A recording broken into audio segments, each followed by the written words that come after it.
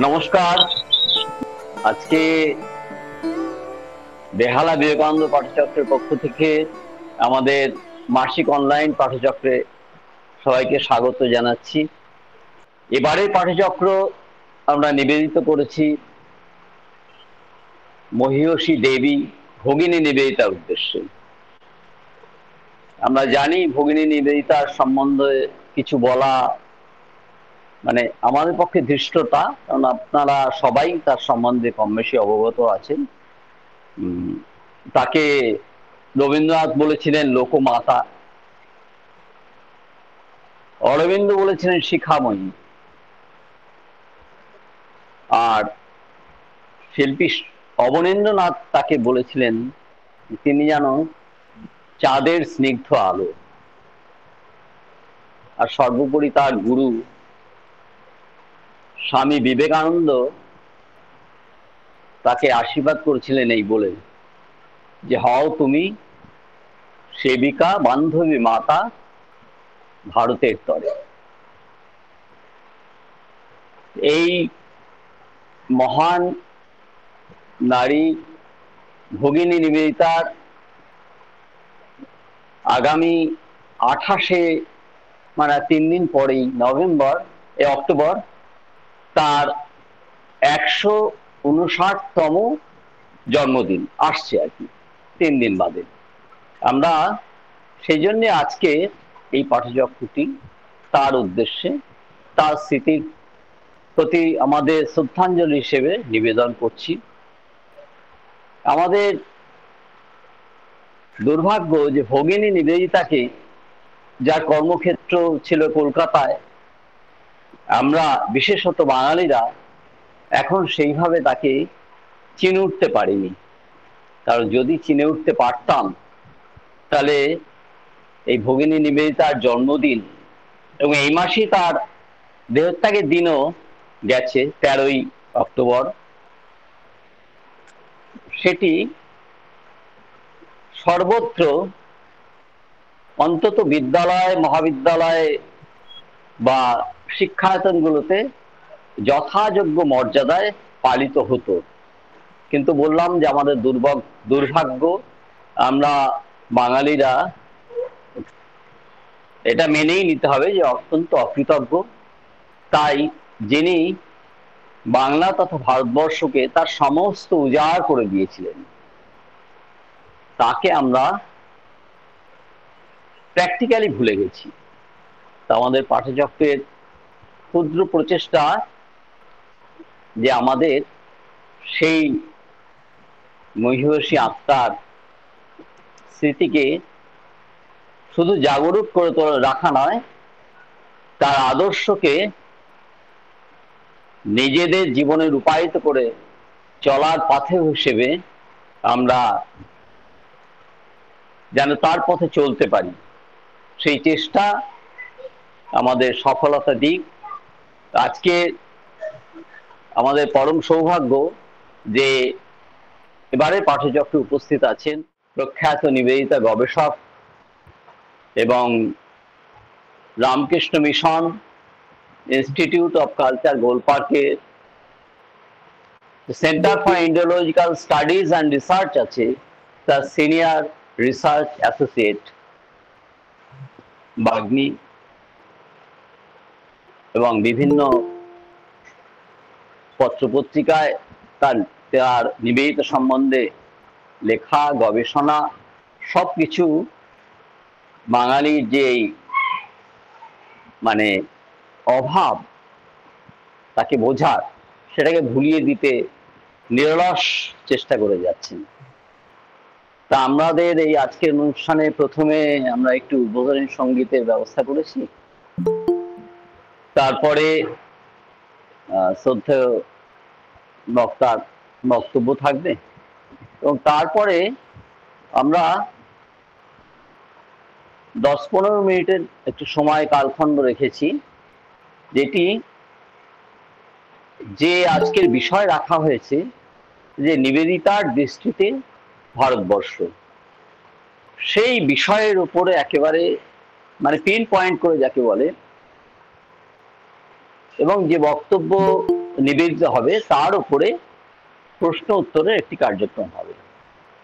তারপরে আমাদের মাননীয় সভাপতি শ্রী স্বপন কুমার ঘোষ মহাশয়ের একটি সংক্ষিপ্ত বক্তব্য থাকবে এবং আমাদের আজকের পাঠচক্র বা আলোচনা চক্রের পরিসমাপ্তি হবে। আমি এখন যে সঞ্চালনা করে আমাদের সদস্য, তরুণতম সদস্য, তাকে বলছি, অন্বেষাকে বলছি যে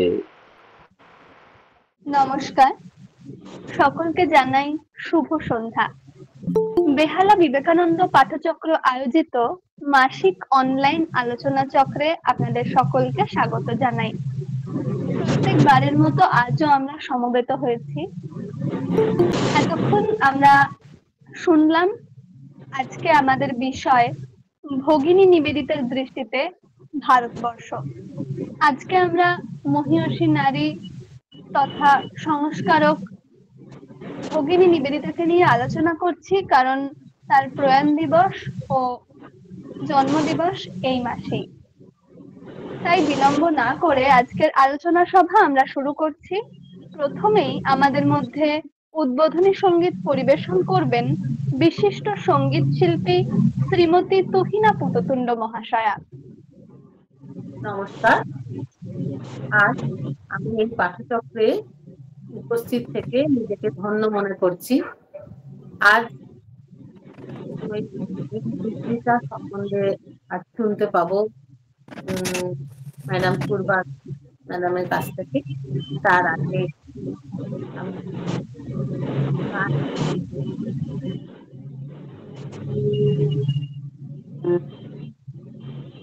ভক্তমণ্ডলীকে আমার জানাই, আপনার চরণে আমার প্রণাম।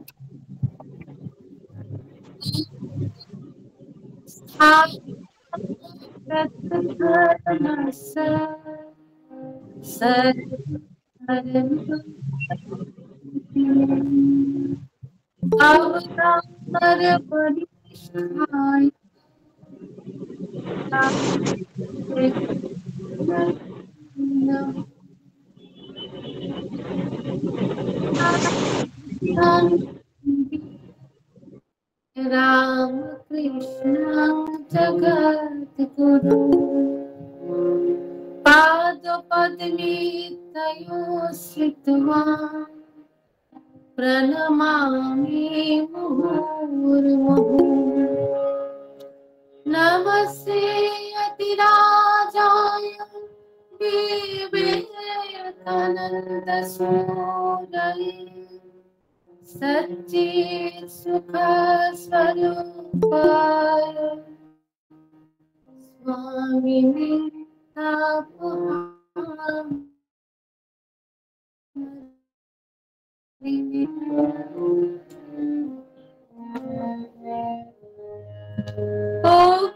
অগ্নিমন্ত্রে দীক্ষিত কর সন্তানে অগ্নিমন্ত্রে দীক্ষিত কর সন্তানে আশীর্বাদে পদ্ম ভুজায় দৈন অগ্নিমন্ত্রে দীক্ষিত কর সন্তানে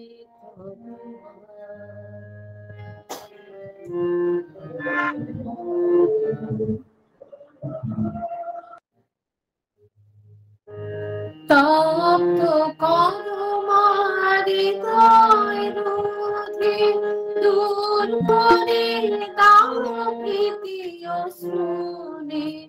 তপ্ত করমারিদয় রুধে দূর করে দাও প্রীতি অশ্রুনে। দাঁড়াই আমরা মাতরে ঘিরিয়া, দাঁড়াই আমরা মাতরে ঘিরিয়া বিশ্ব সভার সন্তানে তব অগ্নি মন্ত্রে দীক্ষিত কর সন্তানে তব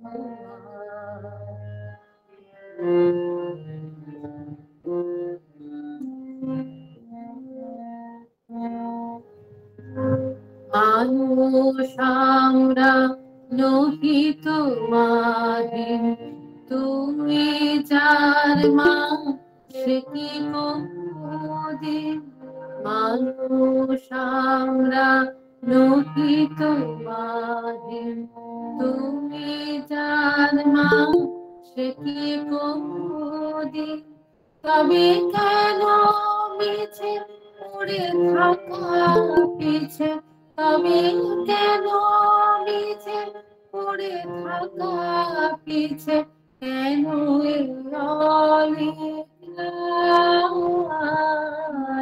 সন্তানে তব এসো এসো এসো এসো আমার দশ প্রহরণ ধারিণী হাসো হাসো ভুলক নাদিনী এসো এসো এসো এসো মায়া দশ প্রহরণ ধারিণী হাসো হাসো ভুলক নাদিনী মোরা করিবি দূরিত স্বার্থ দ্বন্দ্ব করিবি দূরিত স্বার্থ দ্বন্দ্ব সাধিয়া তোমারি কাজ সন্তানে তব অগ্নি মন্ত্রে দীক্ষিত কর সন্তানে তব আশীর্বাদে কর্ম করা চালে দৈন্য অগ্নি মন্ত্রে দীক্ষিত কর সন্তানে তব অগ্নি মন্ত্রে দীক্ষিত কর সন্তানে তব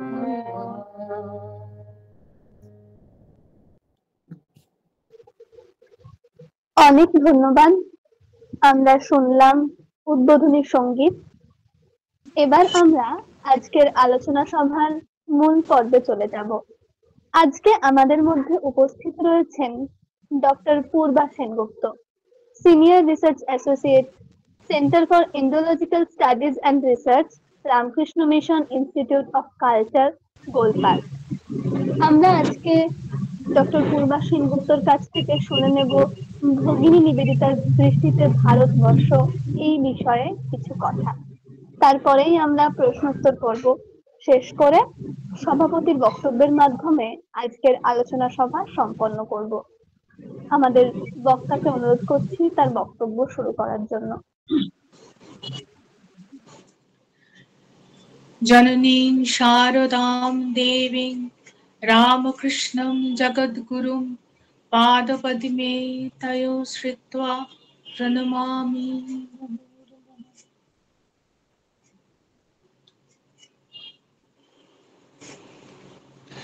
আজ বেহালা অনলাইন পাঠচক্রের সকল সদস্যকে, যারা আজকে উপস্থিত আছেন, তাদের প্রত্যেককে আমি নমস্কার জানাই। আমাদের আজকের আলোচনা আপনারা শুনেছেন ভগিনী নিবেদিতা এবং তার দৃষ্টিতে ভারতবর্ষ। আমরা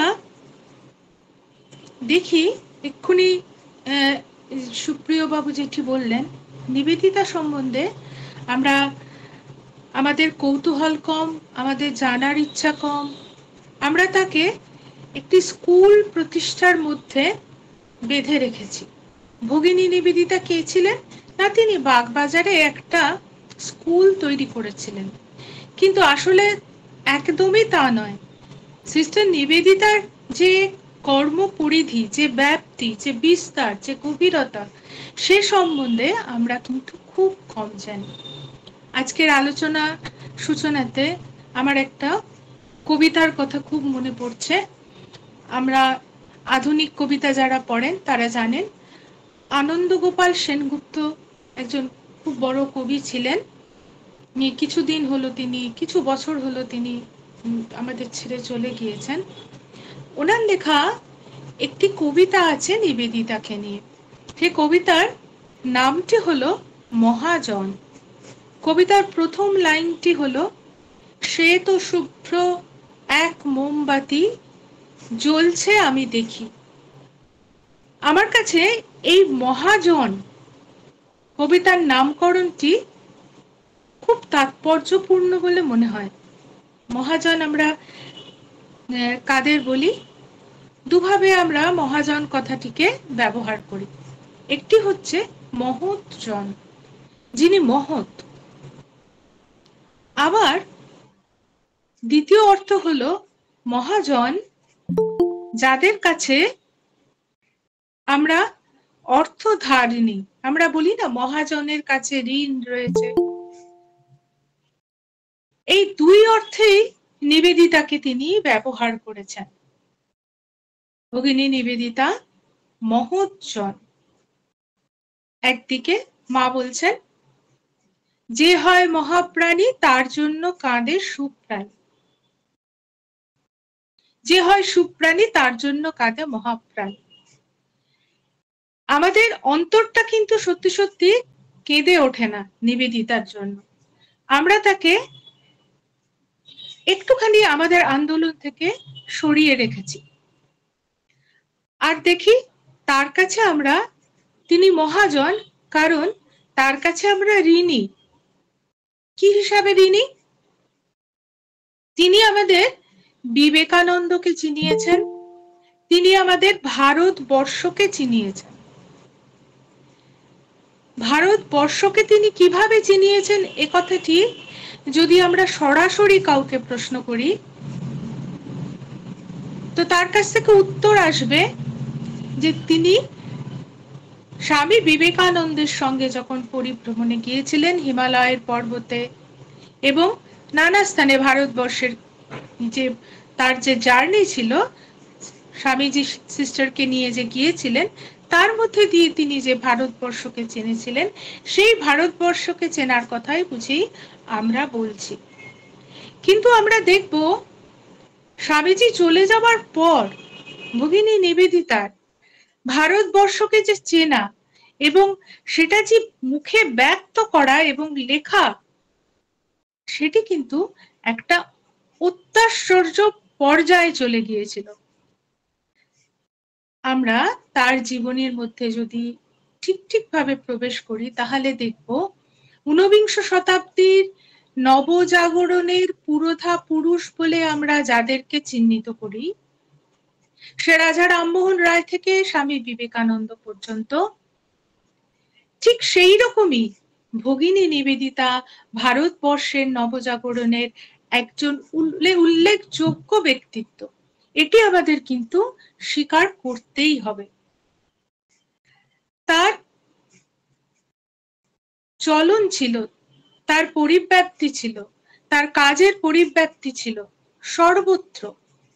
ভারতবর্ষের নবজাগরণ বা রেনেসা যাই হোক না কেন, এই দুটির এই কনসেপ্টটার অর্থটা কি, সত্যি সত্যি অর্থটা কি, নিবেদিতা কিন্তু সেটি নিজের জীবনের কর্মপদ্ধতি দিয়ে দেখিয়ে গিয়েছেন। আমরা বলি তিনি ভারতবর্ষকে ভালোবেসে ভারতীয় হয়ে গিয়েছিলেন।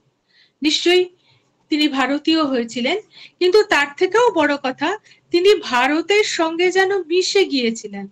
তিনি ভারতকে একটি সত্তা, একটি জীবন্ত অস্তিত্ব বলে মনে করেছিলেন। আমরা দেখছি বঙ্কিমচন্দ্র লিখছেন আনন্দমঠ, নিবেদিতা লিখছেন কালিদি মাতার, অরবিন্দ লিখছেন ভবানী মন্দির। এই তিনটে মিলে কিন্তু স্বাধীনতা আন্দোলন পরিপুষ্ট হয়েছিল। কিভাবে পরিপুষ্ট হয়েছিল?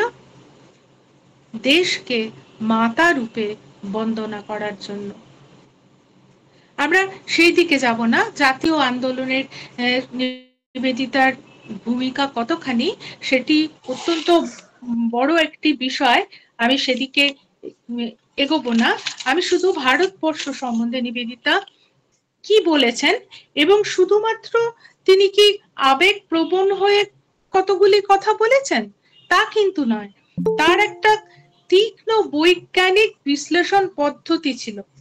নিবেদিতা একদিকে যেমন আবেগ প্রবণ ছিলেন, অন্যদিকে তিনি প্রচন্ড বুদ্ধিমতী এবং বৈজ্ঞানিক চেতনা সম্পন্ন ছিলেন। আমরা সেই চেতনার দিকটি কিন্তু একটু তুলে ধরতে চেষ্টা করব। আমরা দেখেছি নিবেদিতা স্বামীজি যখন চলে গেলেন তখন বিবেকানন্দ সোসাইটি তৈরি করছেন। স্বামীজি থাকতে থাকতেই দক্ষিণ ভারতে 7টি বিবেকানন্দ সোসাইটি গড়ে উঠেছিল। এদের কাজ কি ছিল? এদের কাজ ছিল নতুন ভাবে ভারতবর্ষের যুব শ্রেণীকে পরিচালিত করার। নিবেদিতা যখন কলকাতায় বিবেকানন্দ সোসাইটি তৈরি করলেন, তার জন্যই তিনি একটি সিলেবাস তৈরি করছেন, এবং শুধু সিলেবাস তৈরি করছেন না, তিনি সিলেবাস তৈরি করে বলছেন শুধু স্বামী বিবেকানন্দের গ্রন্থ পড়িলেই যথেষ্ট হইবে না। এটা একজন বাংলা করেছেন, আমি সেটা তুলে ধরছি খালি।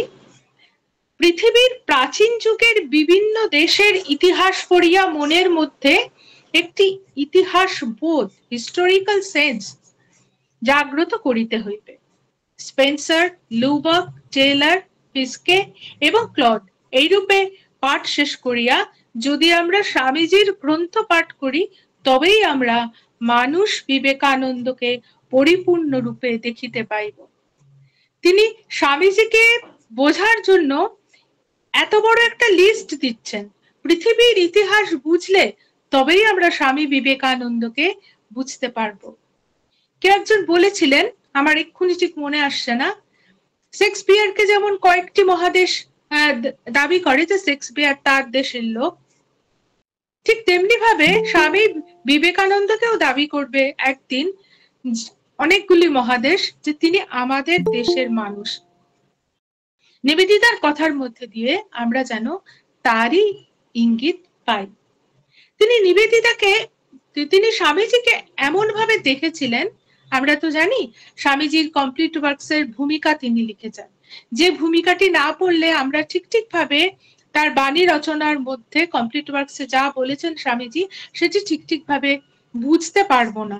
ঠিক তেমনি তিনি যে সিলেবাসটি দিচ্ছেন তার মধ্যে কিন্তু বিবেকানন্দ রয়েছেন। কেন আমরা বিবেকানন্দকে বুঝবো? কিসের জন্য নিবেদিতা বিবেকানন্দকে বোঝার এতখানি গুরুত্ব প্রকাশ করেছেন? কারণ বিবেকানন্দকে না বুঝলে আমরা ভারতবর্ষকেও বুঝতে পারবো না। স্বামী বিবেকানন্দ হচ্ছে ভারতবর্ষের প্রতিমূর্তি, তার মধ্যে দিয়ে নিবেদিতা দেখেছিলেন ভারতবর্ষকে। এরপরে আমরা দেখেছি স্বামী বিবেকানন্দের মধ্য দিয়ে তিনি একটি ইতিহাস বোধকে গড়ে তুলেছিলেন, এবং শুধুমাত্র তা ভারতের ইতিহাস বললে সেটা সংকুচিত করা হবে, সেটি হলো বিশ্বের ইতিহাস বোধও তিনি গড়ে তুলেছিলেন। আমরা একটি উদাহরণ দেব তিনি কিভাবে বিশ্বের ইতিহাস এবং ভারতের ইতিহাসকে একসাথে একসাথে তুলে ধরছেন এবং একটা তুলনামূলক আচরণ করছেন, সাদৃশ্য দেখাচ্ছেন আবার বৈসাদৃশ্য তিনি দেখাচ্ছেন। আমরা দীনেশচন্দ্র সেনের কথা জানি, তিনি ঊনবিংশ শতাব্দীর অনেক বড় ঐতিহাসিক। তার একটি বিখ্যাত বই আছে ঘরের কথা ও যুগ সাহিত্য। সেই গ্রন্থ থেকে আজকে আমরা অনেক কিছু স্মৃতি তুলে ধরবো। তাতে তিনি একটি স্মৃতি তুলে ধরছেন, বলছেন বাগবাজার ঘাট থেকে নিবেদিতা কতগুলি মাটির পুতুল কেনেন। হলুদ আর কালো রঙে রঞ্জিত, স্ত্রীটির মাথায় এক খোপা, এ জগন্নাথের হাতের মতো অর্ধ সমাপ্ত দুইখানি হাত। আমরা দেখেছি ছোটবেলায়, এখনো রথের মেলায় কোনো গ্রামে, বিশেষ করে পুরুলিয়া অঞ্চলে আমি ওই রকম রথের মেলাতে বা অন্য কোনো গ্রাম্য মেলাতে পুতুল দেখেছি, যেটি খুব সহজেই মানে বানানো যায় এবং দেখতে পাওয়া যায় যে নিজেরাই বানানো যায়, একদম জগন্নাথের মতো খানিকটা দেখতে, এবং তার দুটো শুধু হাত আছে আর কিছু নেই, ঠিক সেই রকম। আর যে মেয়ে পুতুল, তার মাথাতে একটা খোপা করে দেওয়া হয়। এবং নিবেদিতা বলছেন, এখানে বলছেন, দীনেশচন্দ্র সেন বলছেন, পায়ের জায়গাটা মৃত্তিকায় গড়া শিবলিঙ্গ অথবা বেতের ঘোড়ার মতো। এই পুতুল নিবেদিতা যখন কিনছেন, তখন দীনেশচন্দ্র সেন খুব অবাক হয়ে তাকিয়ে আছেন যে এই, এবং খুব আবেগের সাথে সাথে তিনি কিনছেন। ঘাট থেকে বাগবাজারের যে ঘাট আমরা জানি, সেই ঘাটে তিনি দেখেছেন একজন বিক্রি করছে। বলছেন, সিস্টার, আপনি এগুলো কিনলেন কেন, এতগুলো? তখন নিবেদিতা বলছেন, দীনেশ বাবু, ওই পুতুল আমার এত ভালো লেগেছে কেন শুনবেন? 3000 খ্রিস্টপূর্বের, অর্থাৎ এখন থেকে 5000 বছর পূর্বে অনেকগুলো জিনিস সম্প্রতি ক্রিট দ্বীপ হইতে ডক্টর ইভান্স আবিষ্কার করিয়া বিলাতে লইয়া আসিয়াছেন। আমি এবার বিলাতে যাইয়া সেগুলো দেখিয়া আসিয়াছি। মানে ক্রিট দ্বীপে যে পুতুলগুলো পাওয়া গিয়েছে, নিবেদিতা ঠিক সেইগুলি কিন্তু দেখছেন বাগবাজারের ঘাটে, একই রকম পুতুল তিনি দেখছেন। এবং এই যে দুটো ক্রিট দ্বীপের সঙ্গে এই প্রাচীন মাটির পুতুল দিয়ে ভারতবর্ষের সংস্কৃতির কোথাও একটা সংযোগ ছিল, সেটিকে তিনি স্থাপন করার চেষ্টা করছেন। এবং এইরকম ভাবে তিনি অনেক সময়ই তিনি এই সাদৃশ্য এবং ভারতবর্ষের যে একটা সভ্যতা ও সংস্কৃতি, একটা গভীরতা আছে, এবং গভীরতা শুধু নয়, এটা যে কত প্রাচীন ঐতিহ্যবাহী একটা সংস্কৃতির ধারক ভারত, সেটিকে কিন্তু নিবেদিতা বুঝতে পেরেছেন। আপনারা এই কাহিনীটি, এই স্মৃতিকথাটি আপনারা সকলেই বোধহয় জানেন। একদিন মেলায় গিয়েছেন নিবেদিতা, একটি কথকথা হয় আমরা জানি, সেই কথক সে গান গেয়ে গেয়ে শিবের বন্দনা করছে। বলছেন, হে শিব, তুমি একটা ভালো বাড়ি পেতে পারতে, কিন্তু তুমি শ্মশানে থাকো। দেখো তো, বিষ্ণুর গোলক আছে, অন্যান্য দেবতার সুন্দর একটা প্রাসাদ আছে, আলয় আছে, কিন্তু তোমার কিছুই নেই। কেন কিছু নেই? কারণ তুমি বড্ড অলস, তুমি নিজের কথা কখনো ভাবো না। তোমার যে গায়ের মধ্যে সাপ কিলবিল করছে, তো অন্য কেউ কিন্তু সুন্দর সুন্দর আভরণ থাকতে পারত। অন্যরা দেখো কত সুন্দর গহনা পরে রয়েছে, কিন্তু তুমি সেই গহনা না পরে কতগুলো সাপ, বৃদ্ধ ষাঁড়কে তুমি এনে রেখেছো। তোমার বাহন সুন্দর হতে পারতো, সেটাও তোমার নয়। হে শিব, তুমি বড্ড অলস, তুমি প্রত্যেকটা বলছেন কথক, এবং শেষে গিয়ে বলছেন, হে শিব, তুমি ভালো থেকো, হে শিব, তুমি ভালো থেকো। আর নিবেদিতা আহা আহা এরকম একটা ধ্বনি মুখ থেকে তার বেরোচ্ছে। তখন দীনেশচন্দ্র সেন, সেদিনও দীনেশচন্দ্র সেনই ছিলেন, তিনি বলছেন, এর মধ্যে আপনি কি দেখতে পেলেন? এই কথকথা তো আমরা সব সময় শুনি, রাস্তায় ঘাটে কত কত কত ফেরিওয়ালা, কত বাসিওয়ালা, কত কত কত রকমের ভাবে আমরা শিবের বন্দনা করি।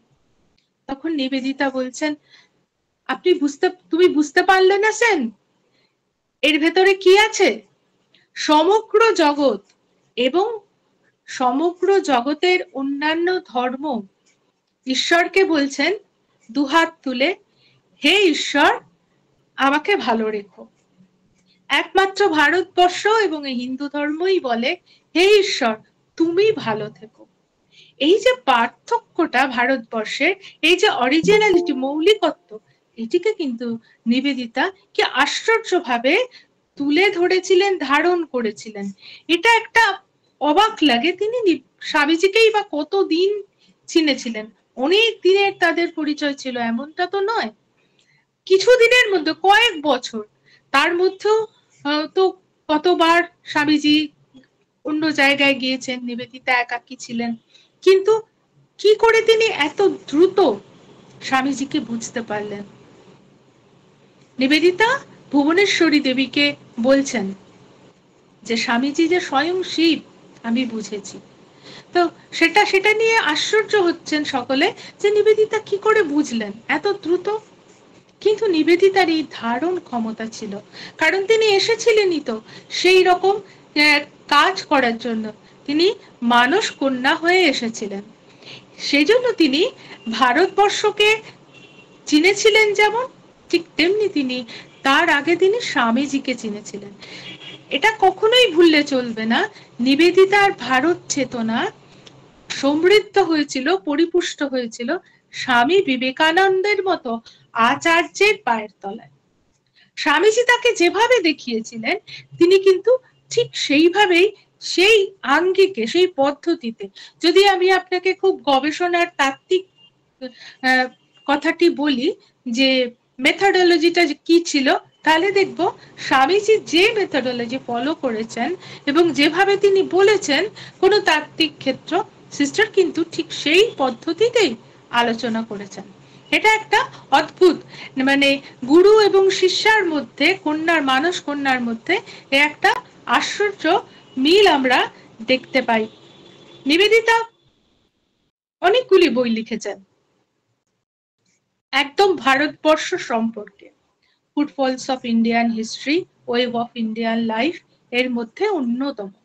যখন তিনি ওয়েভ অফ ইন্ডিয়ান লাইফ লিখলেন তখন কিন্তু ভারতবর্ষের যে ইংরেজ সমাজ তার একদম হৈ হৈ করে উঠল। কারণ কি, তখন তো যারা মিশনারিরা এসেছিলেন তারা বিদেশে গিয়ে, তাদের নিজের দেশে গিয়ে বলতেন, আহারে এমন একটা দেশে গেলাম যে দেশে হনুমানকে পুজো করে, গরুর পায়ে ফুল দেয়, কি করে গঙ্গায় বাচ্চা ছোট ছোট শিশুদের ভাসিয়ে দেয়। এরকম একটি বর্বর দেশে গিয়ে, অশিক্ষিতের দেশে গিয়ে আমরা পৌঁছেছি। এদেরকে সকলকেই যিশুর নামে উন্নত করতে হবে। তাহলে কি করতে হবে? তার জন্য আমাদের অর্থের দরকার। কিন্তু আমাদের ভারতীয় সংস্কৃতির ভেতর কি ছিল সেটি কিন্তু কেউ সঠিকভাবে প্রচার করেননি বা বুঝতেও চাননি। যেটি করেছিলেন ভগিনী নিবেদিতা, তিনি ভারতবর্ষের যে ভারতীয় জীবনধারা, জীবন পদ্ধতি, জীবনের প্রত্যেক দিনের জীবনের যে বুনন, সেই বুননটিকে তিনি দেখেছিলেন। কত সুন্দর বর্ণনা! তিনি যখন 16 নম্বর বোসপাড়া লেনে বসে আছেন সেই ঘরটিতে, এখন আমরা জানি সেখানে একটা খুব সুন্দর মিউজিয়াম হয়েছে, তার যে ড্রয়িং রুমটা ছিল সেটিও আমরা এখন দেখতে পাই। সেই ড্রয়িং রুমের জানলা দিয়ে এখনকার মতো ব্যস্ত রাস্তা, বিরাট বড় চওড়া রাজপথ তো তখন ছিল না, আঁকা বাঁকা ছোট গ্রাম্য পথ। কতগুলো নিবেদিতার বর্ণনায় একটা নিম গাছ ছিল, ঠিক গাছটার বাড়িটার গা ঘেঁষে সেটি উঠেছিল, এবং ওই যে আঁকা বাঁকা পথটি, সেই পথটি গিয়ে মিশেছিল গঙ্গার ঘাটে, এবং অনেকগুলো বট গাছ ছিল, সেই বট গাছে থ্যাবড়ানো, ছুচলো ইত্যাদি নানা আকৃতির পাথর পড়ে থাকতো, যেগুলোকে মেয়েরা যখন যেত বা মেয়েরা যখন স্নান করে ফিরত তখন তারা কি করত, তারা সেই পাথরে জল দিত শিবলিঙ্গ ভাবে বা নিজেদেরকে ভেবে যে ওইখানে, ওটা আমাদের একটা আচার, আমরা গাছের গোড়ায় জল দিই, বিশেষ করে যদি তা অশ্বত্থ বা বট হয়, পবিত্র বৃক্ষের মধ্যে সেগুলো। এই নিম গাছও তাই জল দিচ্ছে এবং তারা ধীরে ধীরে যে যার নিজের পথে চলে যাচ্ছে। নিবেদিতা দেখছেন একটি কালো রঙের বাচ্চাকে কোলে নিয়ে, একদম নিকষ কালো তার গায়ের রং, কিন্তু তার কি আছে, কোমরে একটা ঘুনসি বাঁধা আছে, একটা কার বাঁধা আছে সুতো, তার মধ্যে একটা ছোট্ট রূপোর নুপুর, এবং সেটি তার কালো রঙের গায়ের সঙ্গে কি সুন্দর মিলে গেছে, একটা সৌন্দর্য, আলাদা রকমের সৌন্দর্য বৃদ্ধি করছে। নিবেদিতা বলছেন এই রকমের সৌন্দর্য বোধ আমরা দেখতে পাই আমাদের ভারতীয় মেয়েদের মধ্যে। তিনি দেখেছিলেন, নিবেদিতার একটা আশ্চর্য আমরা বিশ্লেষণ দেখি, তিনি প্রত্যেকটি বস্তুকে, প্রতিটি যেটাকে জড় এবং চৈতন্য বলে আমরা আলাদা করি, সেটির মধ্যে কিন্তু কোনো বিভেদ রাখেননি। এটা নিবেদিতার আলোচনার মধ্যে একটা বিশেষ একটা বৈশিষ্ট্য। অদ্বৈতবাদ, তিনি আমরা জানি তিনি জগদীশচন্দ্র বসুর যে গাছেরও প্রাণ আছে এটি নিয়ে তিনি মেতে উঠেছিলেন একরকম। এবং যখন জগদীশচন্দ্র বসু বলছেন যে আমি কিন্তু প্রমাণ করতে পারি, আমার মাথাতে আছে, আমি বলতে পারবো, কিন্তু আমি লিখতে পারবো না। আমি ঠিক জানি, আমি বৈজ্ঞানিক সূত্র দিয়ে আমি বলতে পারবো যে গাছেরও প্রাণ আছে, সেও কাঁদে, সেও আনন্দিত হয়, সেও মাথা নাড়ায়। তখন নিবেদিতা বলছেন কোনো অসুবিধা নেই, আমার হাতে পেন আছে, আমার কলম আছে, আমি লিখে দেব। অব্যক্ত বলে যে বইটি প্রথম জগদীশচন্দ্র বসু প্রকাশ করলেন, তার বাংলা যে বঙ্গানুবাদ সেটির নাম অব্যক্ত, একটা অসাধারণ বই সেটি। এবং তার প্রত্যেকটি ছত্র মধ্যে আপনি নিবেদিতাকে খুঁজে পাবেন। নিবেদিতার ইংরেজি ভাষার যে শব্দাবলী আছে, যেগুলো তিনি ব্যবহার করতেন, সেগুলো আমরা তার মধ্যে কিন্তু খুঁজে পাবো। কেন তিনি এতখানি জগদীশচন্দ্র বসুর এই গবেষণার প্রতি মনোযোগী হয়ে উঠেছিলেন? কারণ যদি আমরা মনে করি গাছেরও প্রাণ আছে, এটা প্রতিষ্ঠা করতে পারি, আমাদের অদ্বৈত বেদান্ত যে বলে প্রত্যেকটি বস্তুর মধ্যে চেতন আছে, সেই চেতনের অস্তিত্বটা কিন্তু আমরা একরকম প্রমাণ করতে পারবো। নিবেদিতার প্রত্যেকটি গবেষণার মধ্যে, নিবেদিতা যখনই ঢুকেছেন তখনই তার মধ্যে ভারতবর্ষের যে বৈশিষ্ট্য, ভারত যা বলছে,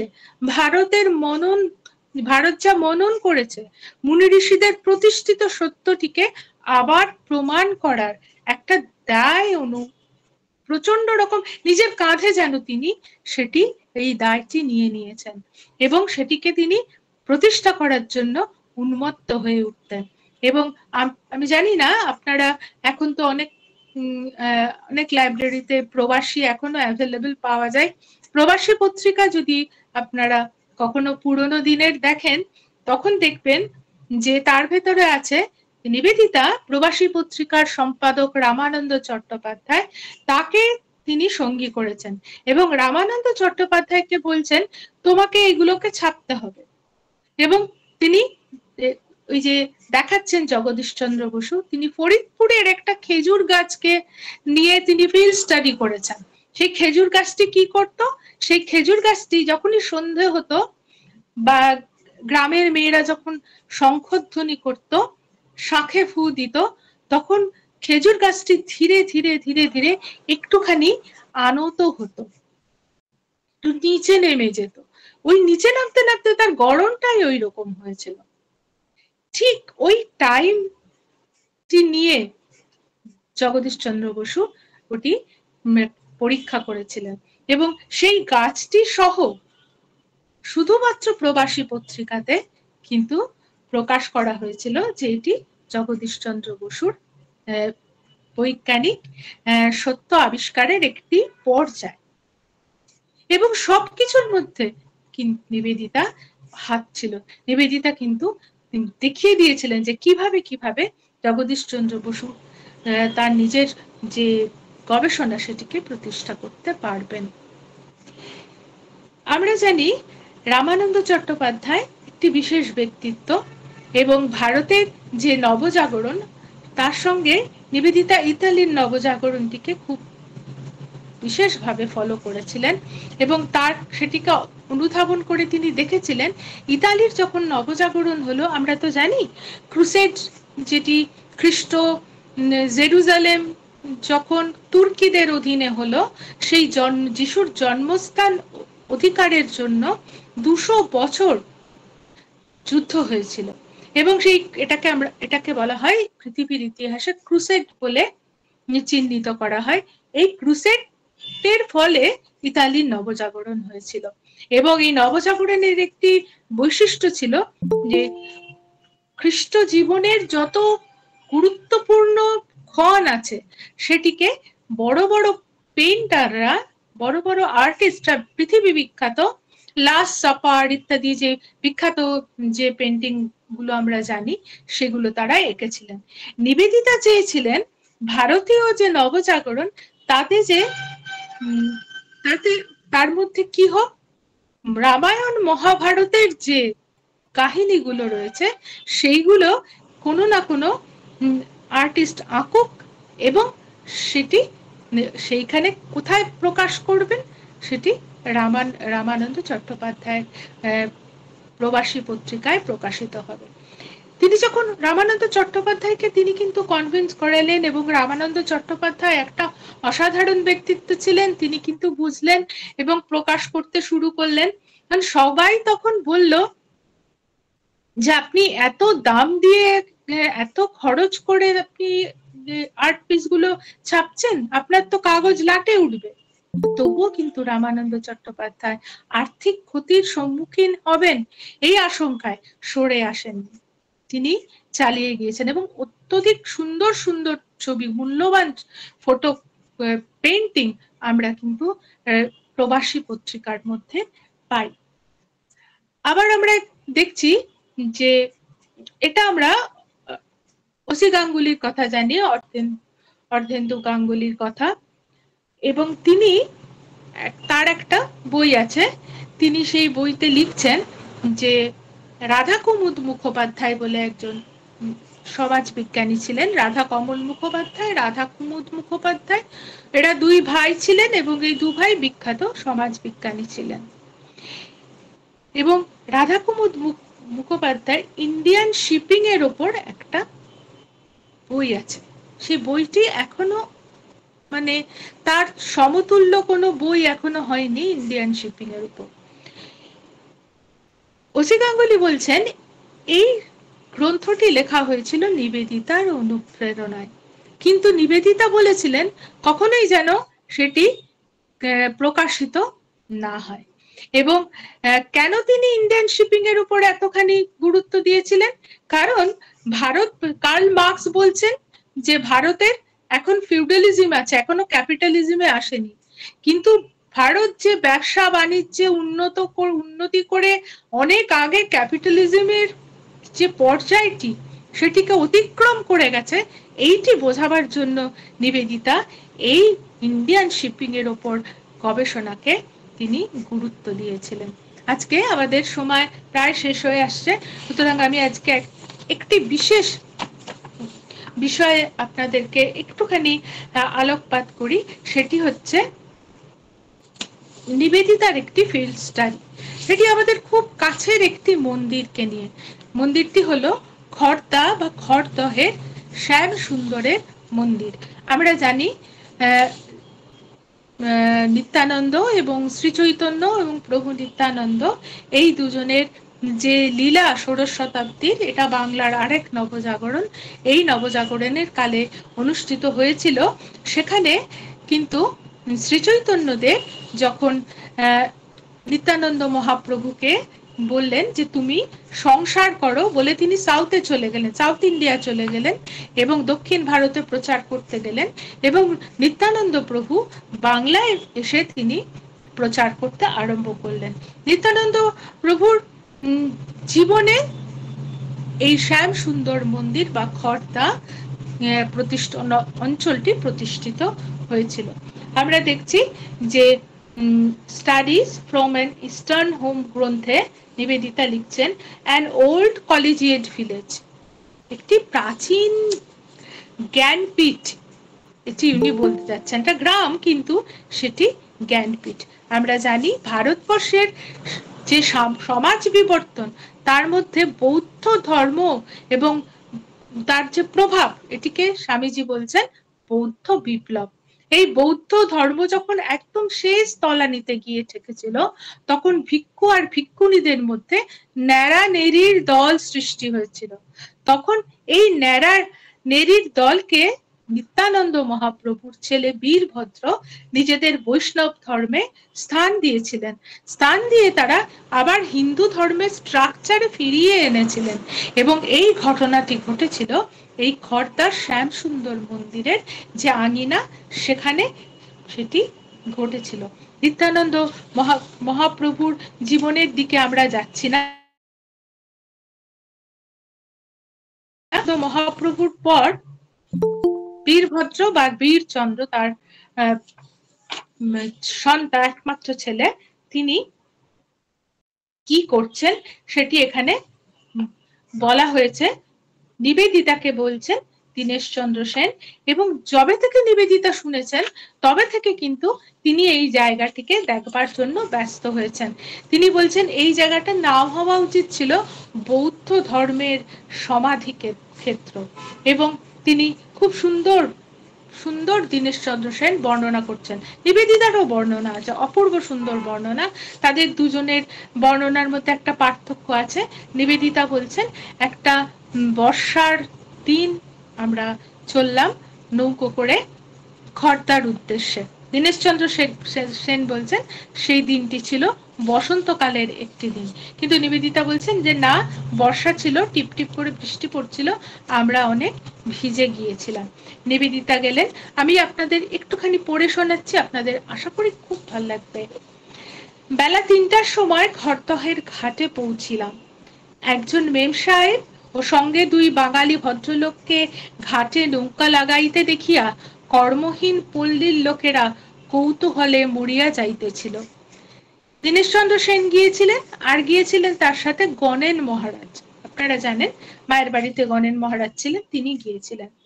স্পিত দল, লম্বিত উপবিদ গোসাইয়ের দল ঘাটে আসিয়া আমাদের দিকে সকৌতুক দৃষ্টিপাত করিতে লাগিলেন। নিবেদিতা আমাদিগকে পরিচয় দিতে মানা করিয়াছিলেন। দর্শকেরা ভাবিয়াছিলেন আমরা নৌকা কয়েক মিনিট সেই ঘাটে রাখিয়া পুনরায় চলিয়া যাইব। কিন্তু সত্য সত্যিই যখন নিবেদিতা তীরে পদার্পণ করিলেন এবং তাহার সঙ্গে ঘনিষ্ঠভাবে কথা বলিতে বলিতে আমরা গায়ের ভিতর দিয়ে যাইতে লাগিলাম, তখন পঙ্গপালের মতো নিত্যানন্দ বংশীয়গণ ও অপরাপর লোকে আমাদের পিছন পিছন চলিলেন। তাদের ওখানে তো নিত্যানন্দ মহাপ্রভুর বংশধররাই থাকেন, বড় গোস্বামী বাড়ি, ছোট গোস্বামী বাড়ি সব এখনো আছে। কিন্তু তাদের যে জীবন ধারাটা কতখানি আধ্যাত্মিকতা থেকে সরে এসেছে এখানে বোঝা যাচ্ছে। সেই অপূর্ব শোভাযাত্রা দেখিয়া নিবেদিতা মুখ টিপিয়া হাসিতে লাগিলেন।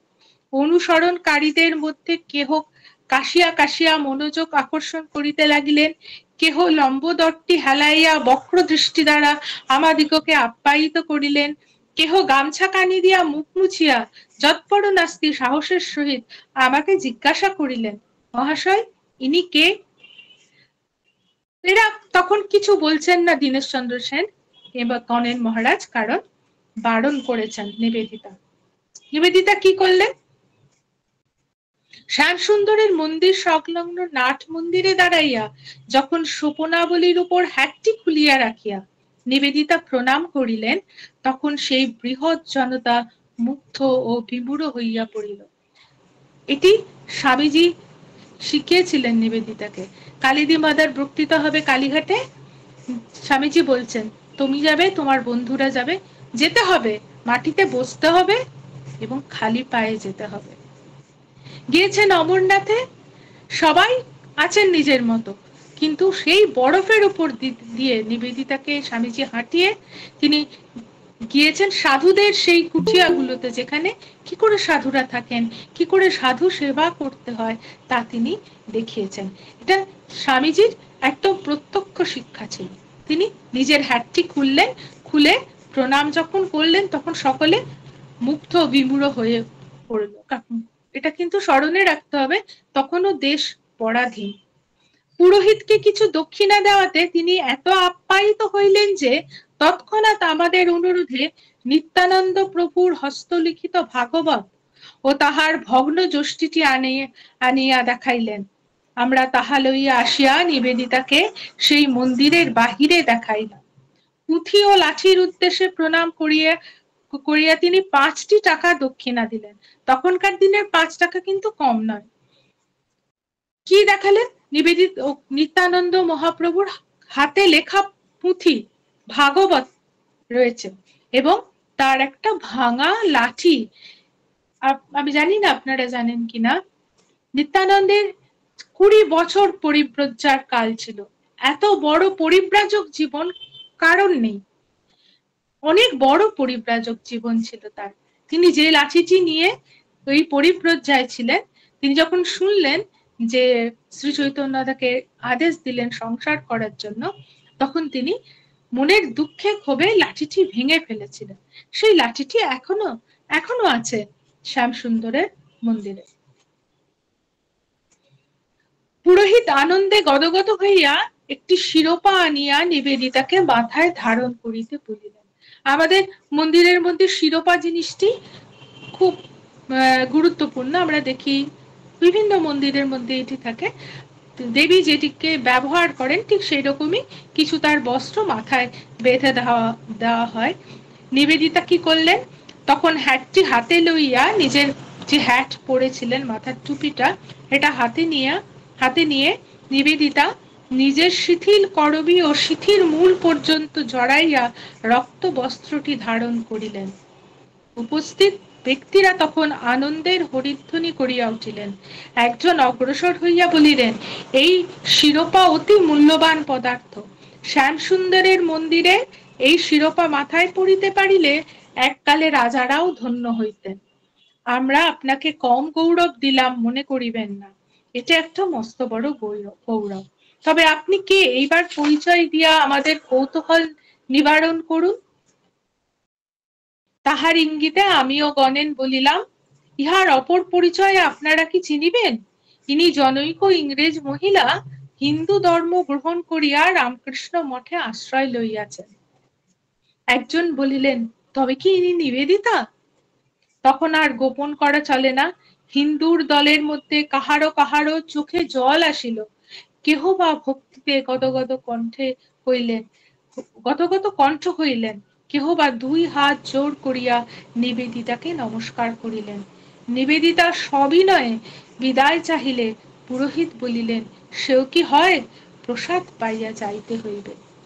কি দেখেছিলেন নিবেদিতা? দেখেছিলেন যে মন্দিরের স্ট্রাকচার, তার বাইরের যে স্ট্রাকচার, যেখানে বীরভদ্র জন্মেছিলেন, সেগুলো সবটাই অনেকটা মহাবলী পুরমের মতো। সেখানে আগে যে শিক্ষা লাভ হতো, সেখানে যে একটা খুব গভীর শিক্ষা চর্চা হতো, সেটি বলছেন না, ওল্ড কলেজের একটা কথা, এখানে ইয়েটার টাইটেলটাই তাই, প্রাচীন জ্ঞানপীঠ। ওখান থেকে জ্ঞানের যে বিস্তার হতো, সেইটিকে নিবেদিতা কিন্তু দেখেছিলেন। নিবেদিতা কি করছেন?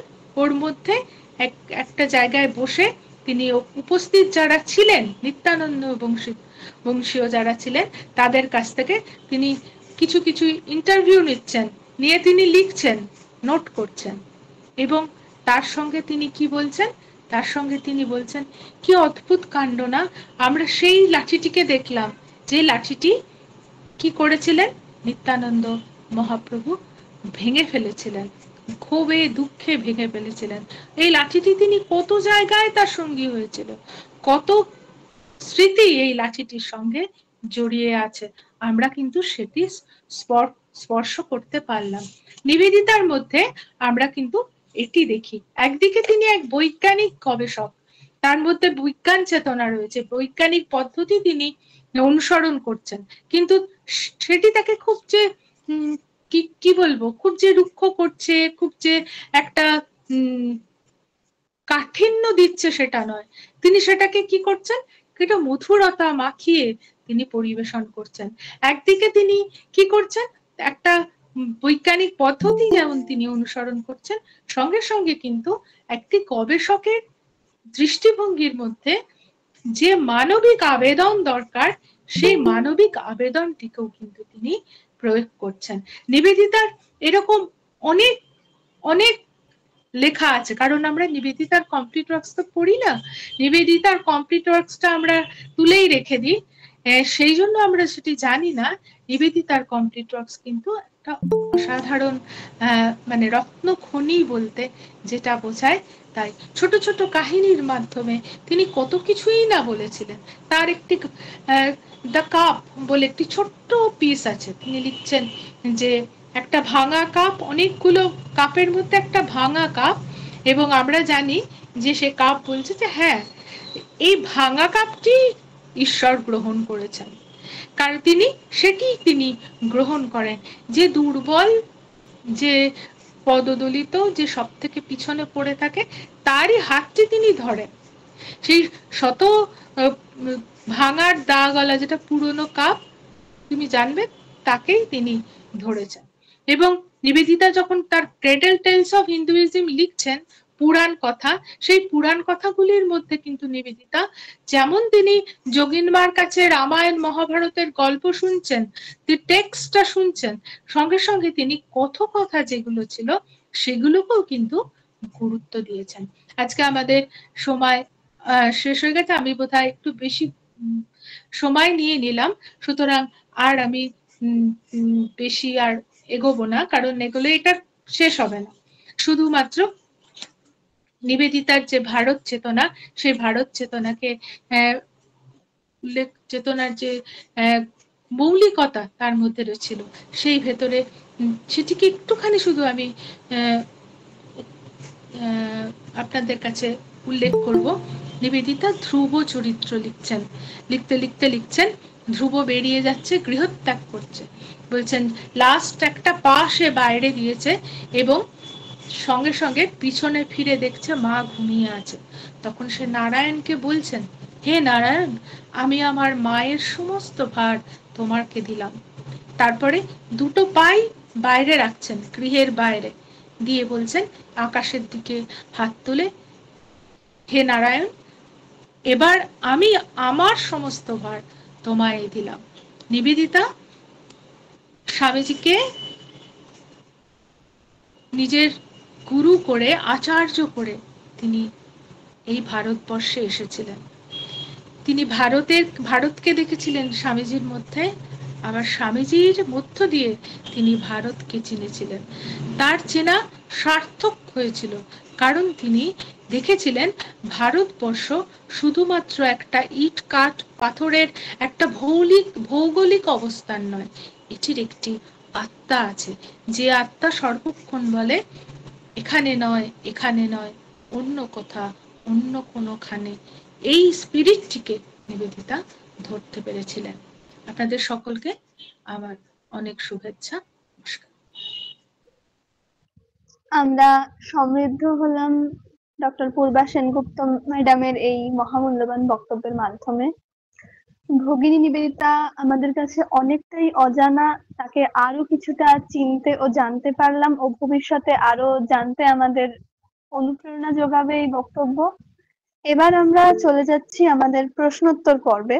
আপনাদের সকলের কাছে অনুরোধ, প্রাসঙ্গিক কিছু প্রশ্ন আপনারা করতে পারেন, আনমিউট করেও বলতে পারেন, আবার চ্যাট বক্সেও লিখতে পারেন।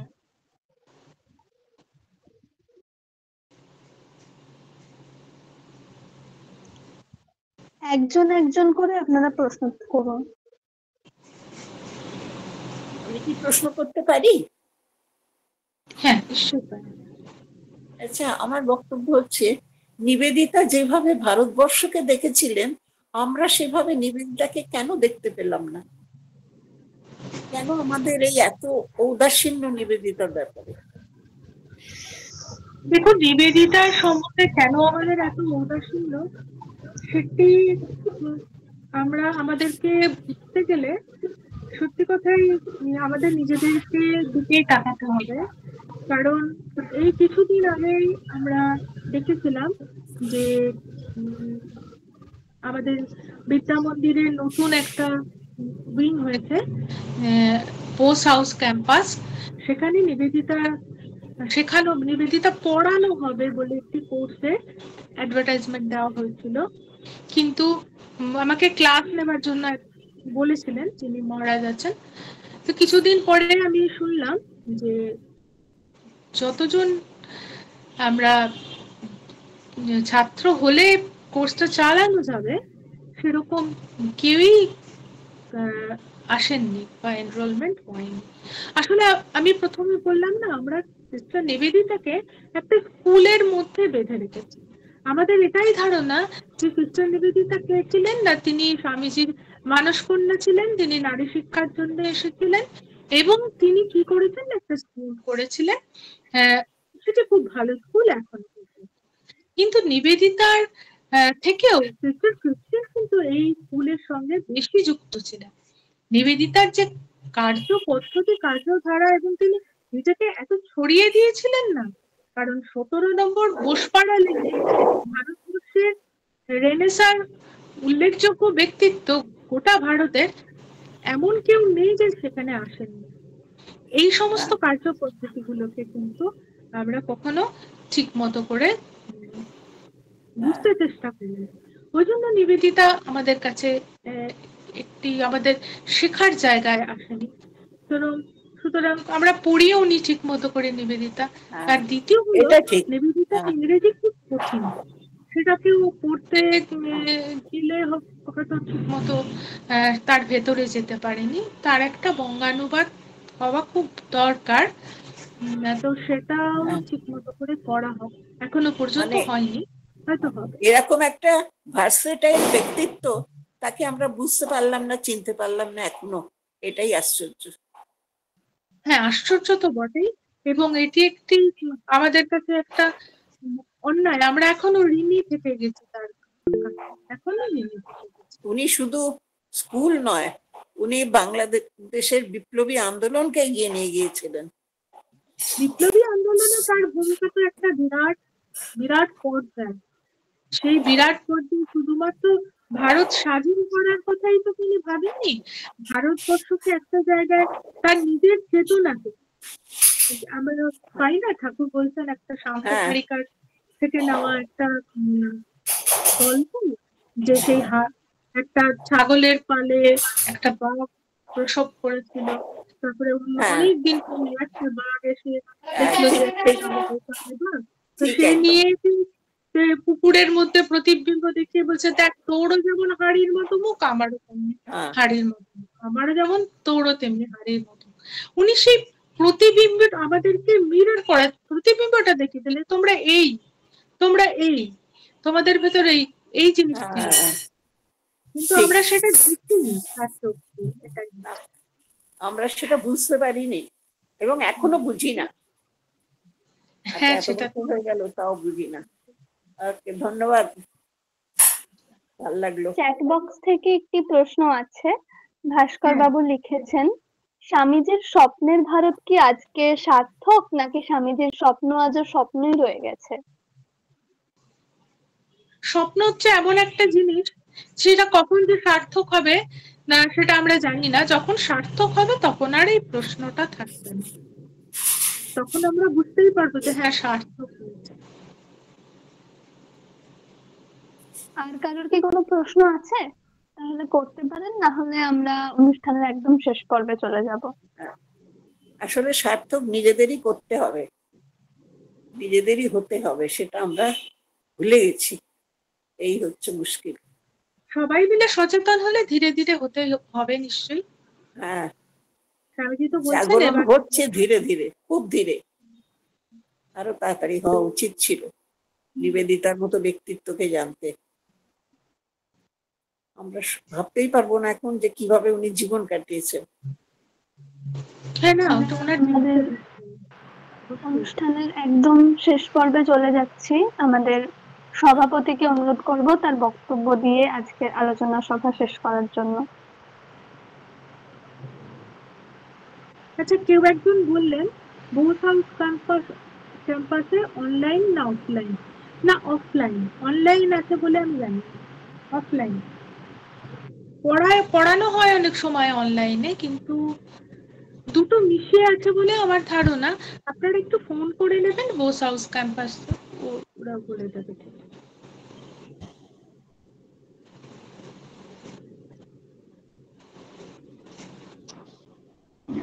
অনেক বেহালা ধন্যবাদ বিবেকানন্দ ধন্যবাদ। পাঠচক্রের তরফে যারা আজকে এই অনুষ্ঠানে অংশগ্রহণ করেছেন তাদের সকলকে স্বাগত জানাই এবং ধন্যবাদ জানাই এতক্ষণ এই সারগর্ভ বক্তৃতা প্রবচন যাই বলুন শোনার জন্য।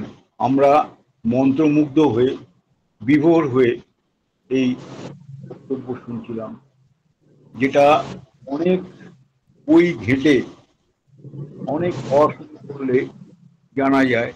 সেটা আমরা এই ৪৫ মিনিট যে ওনার প্রবচনের মধ্যে আমরা জানতে পারলাম এবং আহ, এবং অনেকটা গবেষণামূলক জিনিস যেটা সহজে সব পাওয়া যায় না। যেমন খড়দহের ঘটনাটা উনি বললেন, এটা আমাদের ছিল না। তো এইরকম ধরনের যে সমস্ত বক্তব্য রেখেছেন সেটা সত্যি হৃদয়গায়ী হয়েছে এবং আমরা খুব সমৃদ্ধ হলাম। আহ, স্বামীজি স্বামীজির মানস কন্যা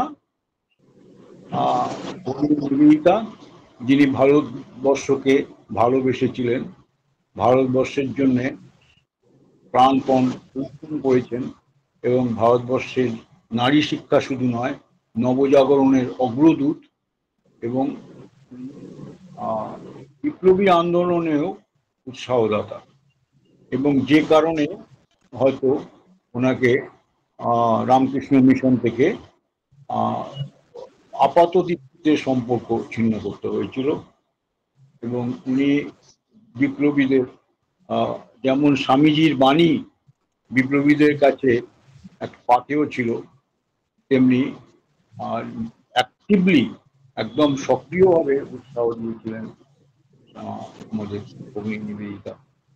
তো আমাদের আজকে এই অনুষ্ঠানের সুরটা বেঁধে দিয়েছিলেন আমাদের সম্পাদক শ্রী সুপ্রিয় ব্যানার্জি মহাশয়। ওনাকেও ধন্যবাদ এই জন্যে যে উনি এই ডক্টর পূর্বা সেনগুপ্ত মহাশয়ের মতন একজন গবেষককে খুঁজে বের করেছেন এবং এটা উনি করেন। এই জন্য আমরা সমৃদ্ধ হই বিভিন্ন সময়। সিস্টার নিবেদিতাকে শ্রদ্ধা নিবেদন করবার জন্য আমরা আমাদের বিবেকানন্দ যেমন আমরা ১৫০ শতবর্ষী পালন করেছিলাম 16 ফেব্রুয়ারি 2019 এবং বেহালার বিখ্যাত শরৎ সদনে অনুষ্ঠান হয়েছিল। সেই অনুষ্ঠানে উপস্থিত ছিলেন তদানীন্তন রাজ্যপাল কেশরীনাথ ত্রিপাঠী মহাশয় এবং রামকৃষ্ণ মিশন ইনস্টিটিউট অফ কালচারের সম্পাদক পূজ্যপাদ মহারাজ উপনানন্দজি এবং জাস্টিস সমাপ্তি চ্যাটার্জি এবং ডক্টর কুমার কলেজের মহাশয়। এবং সেই অনুষ্ঠান খুব হৃদয়গায়ী হয়েছিল এবং আমরা বিভিন্ন মহাপুরুষের জীবনী যারা দেশের জন্য অবদান রেখে গেছেন সময় সময়ে আমরা পালন করি, যে চেতনা জাগাবার চেষ্টা করি। সেই তারই অঙ্গ হিসাবে আজকের অনুষ্ঠান হয়েছে। এটা সত্যি কথা, আরো জানার সুযোগ আছে, আগ্রহের দরকার আছে সিস্টার নিবেদিতা সম্পর্কে এবং সেটা সমবেত প্রচেষ্টায় সেটা সম্ভব হবে। যার অবদান আমরা কোনোদিন, যার ঋণ আমরা কোনোদিন শোধ করতে পারবো কিনা আমার যথেষ্ট সন্দেহ আছে। তিনি হচ্ছেন মহাজন, যেটা আমাদের বক্তা বলেছেন যে মহাজন সিস্টার নিবেদিতা, যেটা আমাদের ভারতবর্ষের জন্য করে গেছেন। এখন আমরা একটু বলি আমাদের এই বিবেকানন্দ পাঠচক্র, আমরা যখন স্বামীজিকে শ্রদ্ধা নিবেদন করবার জন্যে বিবেকানন্দ রকে একটা স্মারক, উপযুক্ত স্মারক করবার কথা চিন্তা করা হচ্ছে, আন্দোলন চলছে, সংগ্রহ করছে ফান্ড কালেকশনের। আমরা বেহালাতেও আমরা একটা কমিটি করেছিলাম। এই কমিটি যখন এই মানে আপাত দৃষ্টিতে তখনকার মতন সংগ্রহ হয়ে যাওয়ার পর সর্বদলীয় কমিটি হয়েছিল, সমস্ত কাটিং অ্যাক্রস পার্টি লাইন সবাইকে নিয়ে করা হয়েছিল। এবং তখন আমরা কয়েকজন, আমরা তখন খুবই নবীন কলেজের ছাত্র কেউ, আমরা একটা ঠিক করলাম যে আমাদের বেহালা একটা পাঠচক্র করবো এরকম। সেই থেকে আমাদের পথ চলা 57 বছর হয়ে গেছে এবং বিভিন্ন সময় আমরা আমাদের বিভিন্ন কার্যক্রমে, জনহিতকর কার্যক্রমের মধ্যে দিয়ে আমরা ব্লাড ডোনেশন ক্যাম্প বা ইদানিং আমরা বেহালা দৃষ্টিহীন শিল্প নিকেতনে তাদের চাহিদা অনুযায়ী তখনকার মতন আমরা রেশন এই সমস্ত আমরা দিয়েছিলাম, দিয়ে মানে সেবা করবার চেষ্টা করেছি। সেবা, স্বামীজি যেটা বলেছেন যে জীবে প্রেম করে যেইজন সেইজন সেবিছে ঈশ্বর, সেইভাবে আমাদের ক্ষুদ্র সীমিত ক্ষমতার মধ্যে আমরা চালিয়ে যাচ্ছি। আজকে বিশেষভাবে ডক্টর সেনগুপ্তকে আমরা ধন্যবাদ জানাচ্ছি এই জন্যে যে ওনার মূল্যবান সময় এর মধ্যেও এই যে আজকে পূজা করলেন, আমার তো মনে হচ্ছে উনি আর তার বক্তব্যের মাধ্যমে সিস্টার নিবেদিতাকে পূজা করলেন। শুধু তো নয়, তার যে গুরু, যে স্বামী বিবেকানন্দ এবং তার যে গুরু অবতার বশিষ্ঠ রামকৃষ্ণ এবং সারদা, সবাইয়েরই পূজা একসঙ্গে হয়ে গেল। তো এইটার জন্য ওনারকে আশা করি উনি আমাদেরকে এরকম আশীর্বাদ করবেন ভবিষ্যতেও। এবং ওনার যে বাচন ভঙ্গি, যে হৃদয়গ্রাহী গল্পের চলে যেটা বললেন, এটা সত্যি আমাদের কাছে খুব আকর্ষণীয় হয়েছে এবং আমরা আশা করি উনি ভবিষ্যতেও আমাদেরকে এইভাবে আশীর্বাদ করবেন। এই বলে সকলকে আর একবার ধন্যবাদ জানিয়ে আমি